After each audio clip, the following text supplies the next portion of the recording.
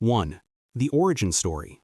The single most important sales asset you own isn't your product, it's the reason you built it. The origin story, also called the founding myth, is the narrative of why your company or idea exists.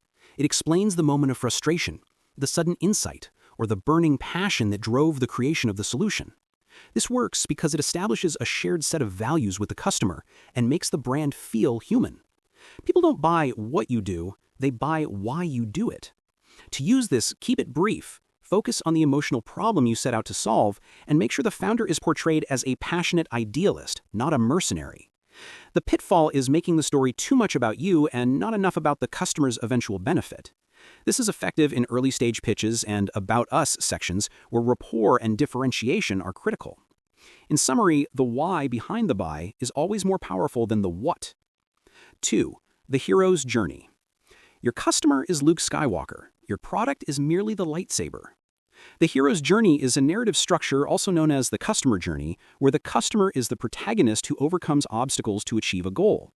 Your product is merely the mentor or the tool that enables their transformation.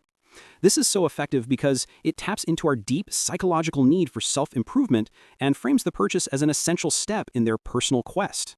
To use this, you must clearly identify the customer's call to adventure, their current problem, the obstacles they face, competing solutions, and the ultimate reward, their success. A common pitfall is inserting your brand as the hero, which immediately causes the audience to check out. It works best in long-form content, webinars, and sales presentations designed to drive long-term commitment. In summary, make your customer the hero and your sale is simply their reward. 3. The case study. Why tell them it works when you can show them someone just like them winning big? The case study, often called the success story or social proof narrative, is a detailed, structured account of a past customer's successful transformation. It follows the steps: problem, solution, results. This works by providing vicarious evidence, allowing the prospect to mentally inhabit the success of a peer.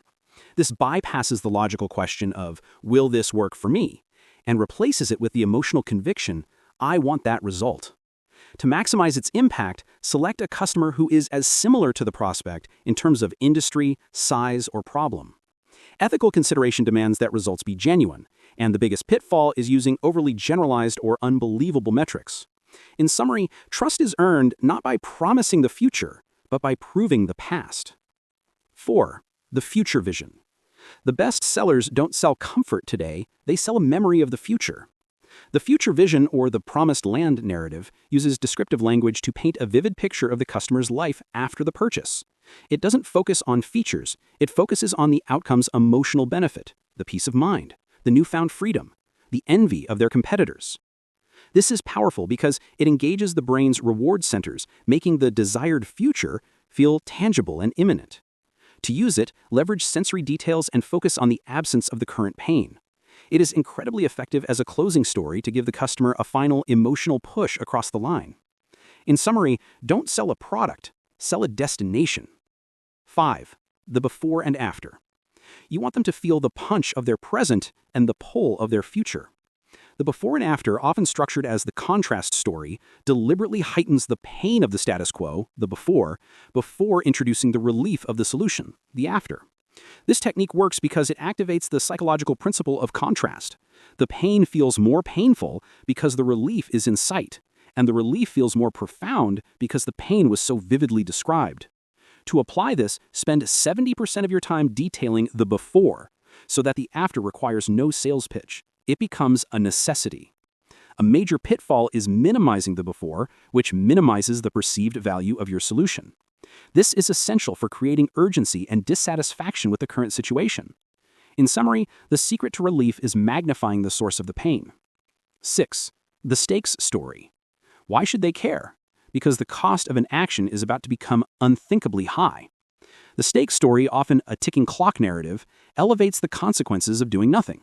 It introduces a specific looming threat that the solution is uniquely qualified to prevent.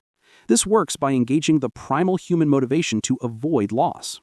To use it, you must present a believable deadline or a looming competitive threat. For example, if you wait until the end of the quarter, the regulation changes and your cost increases by 30%. The ethical boundary is manufacturing a fake threat, but the pitfall is presenting stakes that are too abstract or distant to feel real. In summary, Urgency isn't an option, it's the cost of waiting. 7. The emotional anchor.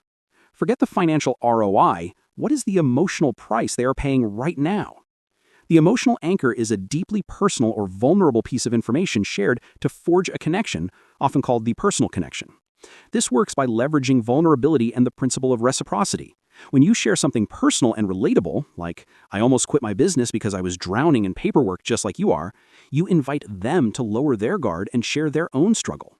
To use it effectively, the shared emotion must be authentic and directly linked to the problem your product solves. In summary, connect before you convince. 8. The shared enemy. Nothing builds a tribe faster than pointing at a common foe.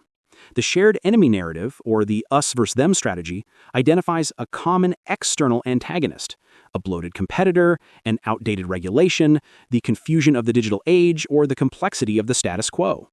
This works by uniting you and the customer against a third party, creating instant solidarity and trust. To use it, be careful not to name competitors directly in a negative light, but rather target the problem they represent, such as the old way of doing things or hidden fees. The ethical consideration is avoiding malicious intent, but it is effective for framing a disruptive product. In summary, when you identify the true villain, you become the instant ally. 9. The relatable failure. The fastest way to gain credibility is to admit a mistake you made. The confession is a brief story where you or your company experienced a setback that taught you a core lesson which is now baked into your solution. This works by combating the natural skepticism of the customer. When you admit a flaw, you increase trust because you signal honesty, making the subsequent positive claims more believable. To use this, the failure must be minor relative to the solution and must clearly lead to the product's greatest strength. The pitfall is admitting a flaw that makes you look incompetent. In summary, show your scars to prove you survived the war. 10. The data story. Raw numbers are boring. Use them to write a thriller. The data story, or the numerical narrative, involves framing a piece of data within a human context. Instead of just saying, we save 40% on overhead, you say, 40% is enough to hire 2 new people, and here is the story of the manager who got to do just that. This works because it moves data from the cold analytical brain to the warmer emotional brain. To use it, always choose one highly resonant number and give it a name, a face, or a specific outcome. In summary, data points should never be presented, they should be personified. 11. The anti-story. If everyone else is telling you to buy the flashiest option, this technique tells them why you shouldn't. The anti-story, or the honest flaw, is the intentional mention of a minor genuine drawback of your product, followed by the superior benefit. We're not the cheapest option, and here's why that's a good thing. This counterintuitive technique works by maximizing the trust factor, making you appear balanced and honest. When you preemptively remove a flaw from the customer's mind, they focus on the positives. To apply this, choose a flaw that is an acceptable trade-off for a major benefit. In summary, admitting a weakness is the ultimate display of confidence. 12. The internal conflict.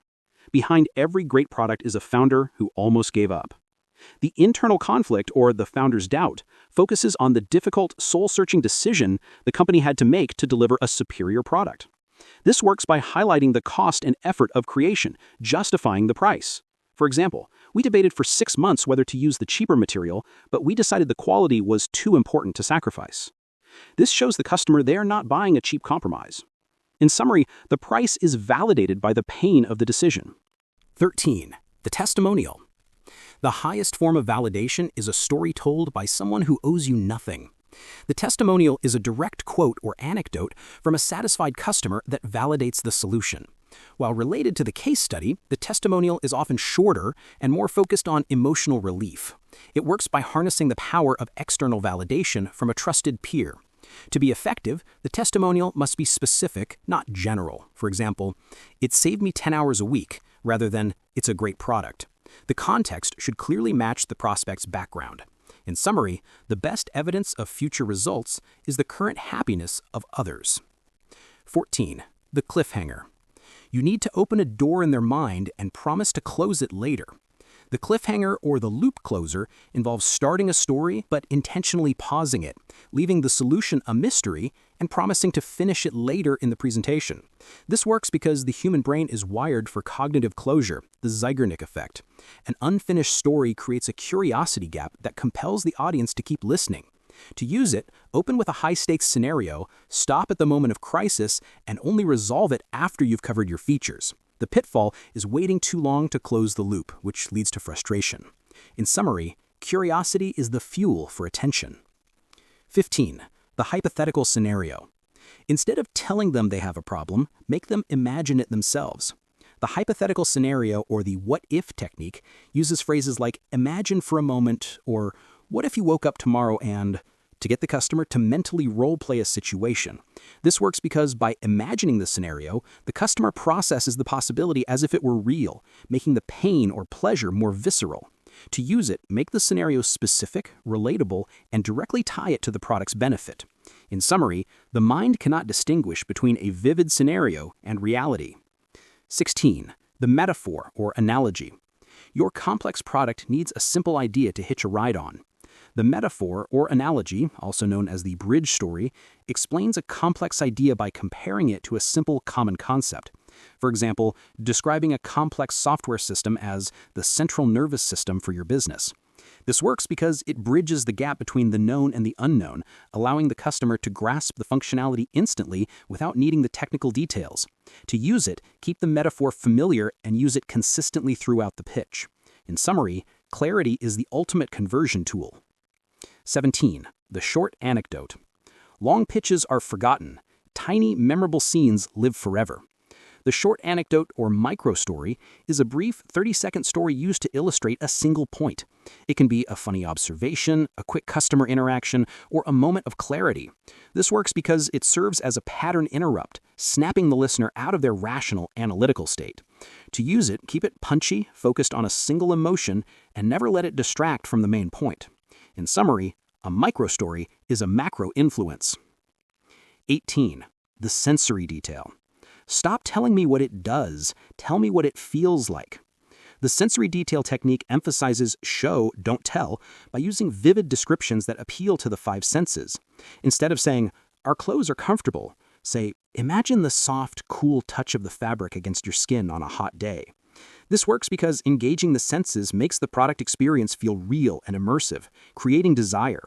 In summary, to sell the future, you must make it tangible. 19. The dialogue focus. Skip the narrative filler and go straight to the moment of action. The dialogue focus, or the scripted scene, uses direct quotes or recreated conversations to tell the story, immersing the listener in the moment. And she turned to me and said, "This is the moment everything changes."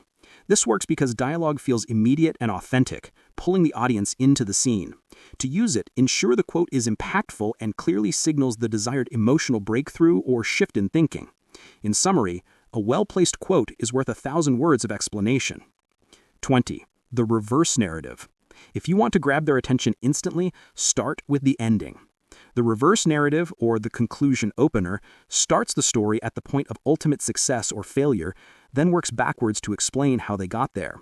My client saved $50,000 last month, and here is the one tiny change we made to make that happen. This works by immediately establishing high stakes and relevance, forcing the customer to stick around to learn the secret. In summary, lead with the impact, and the path becomes inevitable. So there it is, every storytelling technique explained. These are the 20 structures that form the backbone of every persuasive narrative. The person who tells the most compelling story, the one that makes the customer the hero, identifies the true villain, and paints the clearest future vision, is the one who wins. Of these 20 techniques, which one will you apply to your next pitch? Let me know in the comments below. Thanks for watching.